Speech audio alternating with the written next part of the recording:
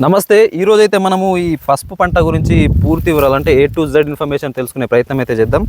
ఈరోజు మనతో పాటు సందీప్ అన్న ఉన్నాడు. విలేజ్ వచ్చేసి మొగ్లీ గ్రామం, తానూరు మండలం, నిర్మల్ జిల్లా అంటే పాత ఆదిలాబాద్ జిల్లా అనమాట. సో ఇక్కడ గత కొన్ని సంవత్సరాల నుంచి వీళ్ళు పసుపు పంట అయితే సాగు అయితే చేస్తూ ఉన్నారు. మంచి అనుభవం అయితే ఉందన్నమాట. వీళ్ళు ఎంచుకునే సీడ్ కూడా మంచి దిగుబడి అయితే రావడం జరుగుతుంది. వీళ్ళు ఎంచుకున్న సీడ్ వచ్చేసి మనకు సేలం సీడ్ అని చెప్తా ఉన్నారు. సో దీని దిగుబడి ఎలా వస్తుంది, దీని మేనేజ్మెంట్ ఎలా చేస్తున్నారు అనే పూర్తి సమాచారం మనం తెలుసుకునే ప్రయత్నం అయితే చేద్దాం. అయితే నమస్తేనా. అయితే అన్న, మీరు ఈ పసుపు పంట గత ఎన్ని సంవత్సరాల నుంచి పండిస్తున్నారు? పోయిన 3-4 సంవత్సరాలు అప్పుడు వేసింటివి, మధ్యలో గ్యాప్ చేసినామన్న రేటు రాక ఒక 5-6 సంవత్సరాలు చేసినామన్న. ఓకే. అయితే ఈ మధ్యలో రేట్లు కూడా కొంచెం మంచిగా వస్తున్నాయని చెప్పేసి మళ్ళీ ఇంకా స్టార్ట్ చేసినాం. ఓకే. అయితే ఈ సంవత్సరం లాస్ట్ ఇయర్ కొంచెం మంచిగా ఉండే రేట్, ఈ సంవత్సరం ఎంత ఉన్నది? ఇప్పుడు 14,000 దాకా 13. క్వాలిటీని బట్టి కూడా రేట్లు ఉంటాయి. లాస్ట్ ఇయర్ ఎంత ఉండే? లాస్ట్ ఇయర్ 17 దాకా ఉండే. 17,000 దాకా ఉండే. నిజామాబాద్ పసుపు బోర్డు అయింది కాబట్టి అక్కడ కూడా ఇంతే రేట్ ఉందా? 14,000 దాకా? అక్కడ కొద్దిగా 14-15 ఉన్నది. ఇప్పుడు అంటే 13, మామూలు 12 ఉన్నది ఆడ. Okay okay. అయితే అన్న, ఇప్పుడు మీరు స్టార్టింగ్లో ఇప్పుడు ఎంత ల్యాండ్లో వేసారు? ఇది ఒక ఎకరంలో వేసారు. ఓకే. అయితే అంటే ఎన్ని నెలల క్రాప్ ఇది మొత్తం ఓవరాల్? 9 నెలలు తింటాను. 9 నెలలు తీసుకుంటుంది. 9 నెలల క్రాప్లో మనకు సాధారణంగా ఎంత దిగుబడి రావచ్చు ఎకరానికి? ఎకరానికన్నా ఇది మంచిగా దిగుబడి వస్తే 25 వస్తాయి. 25. Okay okay. 20 అయితే ఎడిపోదు, మళ్ళీ మంచి మన మేనేజ్మెంట్ మీదకి వెళ్ళి ఉన్నది. 25 అయితే పక్క. ఇప్పుడు మహారాష్ట్రలో ఇంకా ఎక్కువ తీస్తారట మరి? అటు తీస్తారన్న, అంటే భూమిని బట్టి కూడా క్వాలిటీ మంచిగా ఉంటుంది. మంచి బలమైన భూమి అయితే ఇంకా మంచిగా వెళ్తుంది. ఓకే. అయితే స్టార్టింగ్లో ఇప్పుడు మామూలుగా ఎలాంటి మేనేజ్మెంట్ అంటే సాధారణంగా దుక్కి దున్నుకోవడం కానీ స్టార్టింగ్లో ఎలా ప్రిపేర్ చేసుకోవాలి? అన్న పెద్ద నాగలు వేసుకోవాలా స్టార్టింగ్లో, లోతు దుక్కు వేసవిలా వేసుకొని మళ్ళీ రూట్రవేటర్ చేసుకోవాలా. రూట్రవేటర్ చేసుకొని బెడ్ వేసుకోవాలా. పెండ ఎరువు వేసుకొని రూట్రవేటర్ చేసిన తర్వాత మళ్ళీ బెడ్స్ వేసుకోవాలి. బెడ్ వేసుకోవాలా 4 feet. 4 feet bed. బెడ్కు డిస్టెన్స్ 4 feet. 4 feet ఉండాలి. అయితే సాధారణంగా బెడ్ లేకుండా కూడా పండిస్తారు, అది బెస్ట్? బెడ్ లో బెస్ట్? అవరేజ్ రాదన్న, బెడ్ ఉంటేనే బెస్ట్.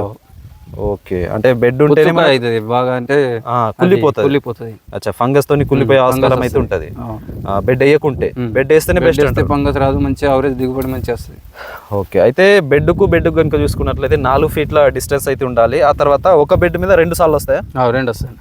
సాలుకు అంటే సాళ్ళ మధ్యలో ఎంత ఉండాలి? సగం ఫీట్ ఉంటుంది. సగం ఫీట్. సో ఇదనమాట, సాళ్ళ మధ్యలో వచ్చేసి సగం ఫీటు, ఒక బెడ్ మీద 2 సార్లు వస్తాయి. ఆ తర్వాత బెడ్కు 4 feet డిస్టెన్స్ అయితే ఉండాలని బ్రదర్ సందీప్ అన్న అయితే చెప్తా ఉన్నాడు అనమాట. అయితే మరి స్టార్టింగ్లో మీరు వేసిన తర్వాత ఎన్ని రోజులకు మొలుస్తుంది ఇది అన్న?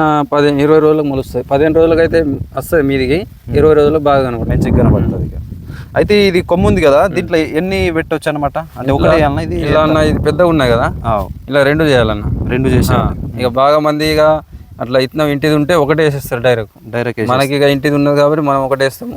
కాకపోతే ఇలా కొద్దిగా తక్కువ ఇతనం తీసుకొని 3 కూడా చేస్తాడు.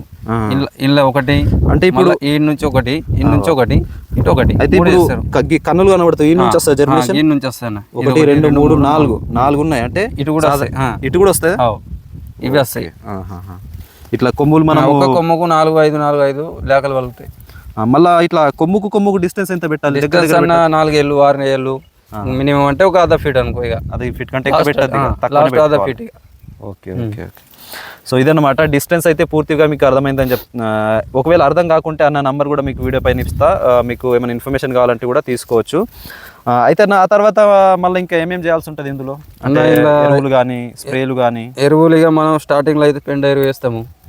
మళ్ళీ తర్వాత ఇక మన 10-26 వాటర్ సోల్యూబుల్ 19 స్టార్టింగ్ లా, మళ్ళా 12 1261 అవి ఉంటాయి కదా వాటర్ సోల్యూబుల్. ఏమన్నా డ్రిప్ అవి వాటర్ సోల్యూబుల్. ఇవి ఇడిచినప్పుడు ఎన్ని కేజీలు ఇడాలి? 5 కేజీలు అన్న. 5 కేజీలు. 13-19 ఇక 5 కేజీలు. అట్లా ఎన్ని రోజులకు ఒకసారి ఇడాలా? అది అన్న మన పంట మీద ఉన్నది కదా, లావ్ అయితే 20 రోజులకు ఒకసారి ఇడవాలా. లాస్ట్ ఇక 15 రోజులకు ఒకసారి ఇడుస్తారు బాగా మంది. ఇది మన 20 డేస్కి ఇడిచినాం అనుకో. అయితే సాధారణంగా ఇప్పుడు ఈ పసుపు పంటలో ఎక్కువ ప్రాబ్లమ్స్ ఏమొస్తాయి? అంటే ఏం ప్రాబ్లం వస్తుంది? ప్రాబ్లమ్స్ అంటే అన్న, అది మర్రి రోగం వస్తుంది బాగా. అయితే ప్రాబ్లం అది ఇంకా ఫంగస్, ఆకుల పైన మచ్చలు, అడుగు తెగులు వస్తాయి అన్న. దుంప తెగులు. అది కూడా 2 ప్రాపర్ అయితే. దానికి ఏం మందులు కొట్టాలి? దానికన్నా మనము అది మర్రి రోగంకు మన ఇవి కస్టోడియా, సాపు, అవి రోకో, ఇలాంటి ఫంగిసైడ్స్ మళ్ళీ కొట్టుకోవాలా. ఆగస్ట్ నుంచి వస్తాయి అన్న అవి బాగా. ఇప్పుడు సాధారణంగా జూన్లో ఇస్తారు ఇది? జూన్లో వేయాలి. జూన్, జూలై, ఆగస్ట్ నుంచి ఎక్కువ మన సైడ్ జూన్లో ఇస్తారు. అంటే ఇక నిజామాబాద్ సైడ్ మే నెలలో ఇస్తారు అనుకోండి. వాటర్ ఉంటే వేస్తారు. వాటర్ ఉంటే ఒక నెల ముందు కూడా వేసుకోవచ్చు. మే నెలలో మనకు 20 డేట్ నుంచి ఎప్పుడు కూడా వేసుకోవచ్చు. ఇక లాస్ట్ జూన్ మంత్లీ మొత్తంలో కంప్లీట్ చేసుకోవాలి. జూలైలో వేస్తే ఎవరేది రాదు. జూన్ అయితే ఇక బెస్ట్ అనుకో. జూన్ మంచిది. ఇక తీయడం ఏ నెలలో స్టార్ట్ అవుతుంది? తీయడం అన్న ఇది మనకు ఇప్పుడు జనవరి, సెప్టెంబర్లో తీసేయాలి. సెప్టెంబర్లో తీసేయచ్చు లాస్ట్ ఇది. అయితే ఇంతే మేనేజ్మెంట్ ఉంటుంది. ఇంకేమైనా పేపర్ అది జనవరి తర్వాత ఇది ఫిబ్రవరిలో తీయచ్చు. ఫిబ్రవరిలో తీయచ్చు. ఫిబ్రవరి, మార్చ్ నుంచి ఎప్పుడు కూడా తీసుకోవచ్చు. మనకు టైం బట్టి కూడా ఏం కాదు, ఇక అలానే ఉంటుంది. ఓకే. ఆకుల పైన కోసేసి అట్లా ఆకులు కోసి ఆకు అట్లా ఉంటే కూడా మంచిదే. మళ్ళీ తగలబెట్టేస్తే పోతుంది. ఏమన్నా మందిగా తొందర తీసిన వాళ్ళు కోస్తారు. అంటే ఎండకుంటే కోసేస్తారు అట్లా. ఇంకా ఏమన్నా ఇవ్వాల్సి ఉంటుందా? అంతేనా? ఇంకా ఏముంటదన్న, ఇక మనకు స్ప్రేలు అయితే ఫంగస్ చూసుకుంటాం. ఫంగస్ వేరే పురుగు కానీ ఏం వాటర్ సోల్యూబుల్ ఏమన్నా మన ఫంగిసైడ్ ఇడవచ్చు లోపల.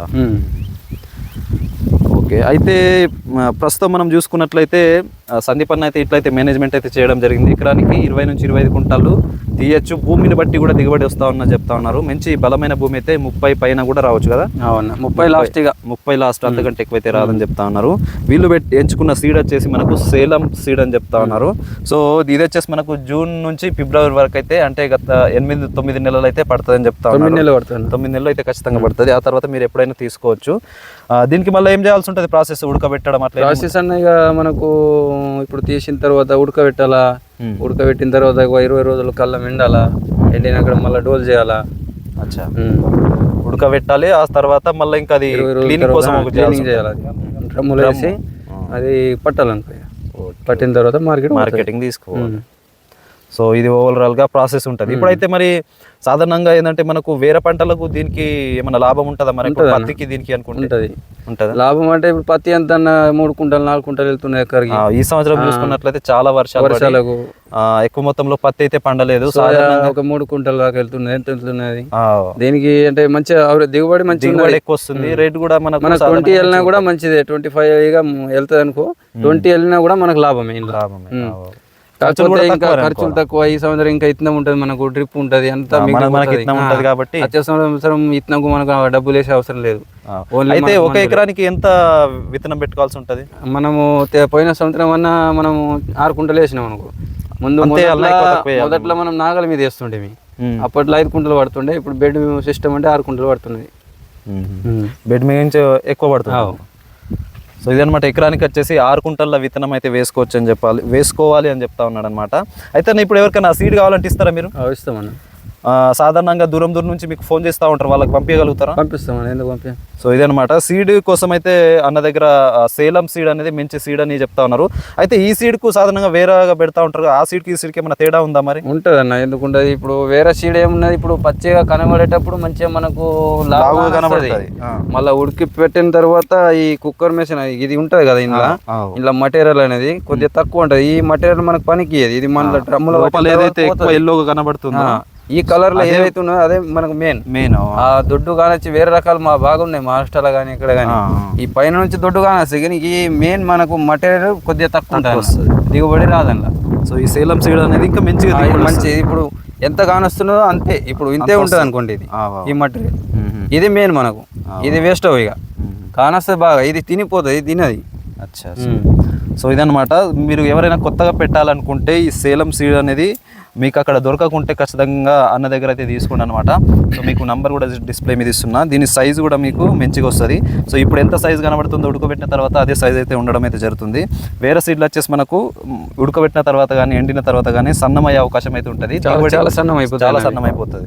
సో కాబట్టి ఎవరికైనా సీడ్ విషయంలో కానీ దీన్ని ఎలా పండించాలనే విషయంలో కానీ ఏమైనా డౌట్స్ ఉంటే ఖచ్చితంగా కామెంట్ చేయండి. అన్నకు కూడా ఫోన్ చేయొచ్చు. అన్న ఫోను ఎప్పుడు కూడా మీకు రెస్పాన్స్ అయితే అవ్వడం అయితే జరుగుతుంది. సో ఇలాంటి అగ్రికల్చర్ ఇన్ఫర్మేషన్ కోసం మన ఛానల్ని ఇప్పుడే సబ్స్క్రైబ్ చేసుకోండి. ఇంత మించి సమాచారం ఇచ్చిన సందీప్ అన్న గారికి థ్యాంక్ యూ. ధన్యవాదాలు.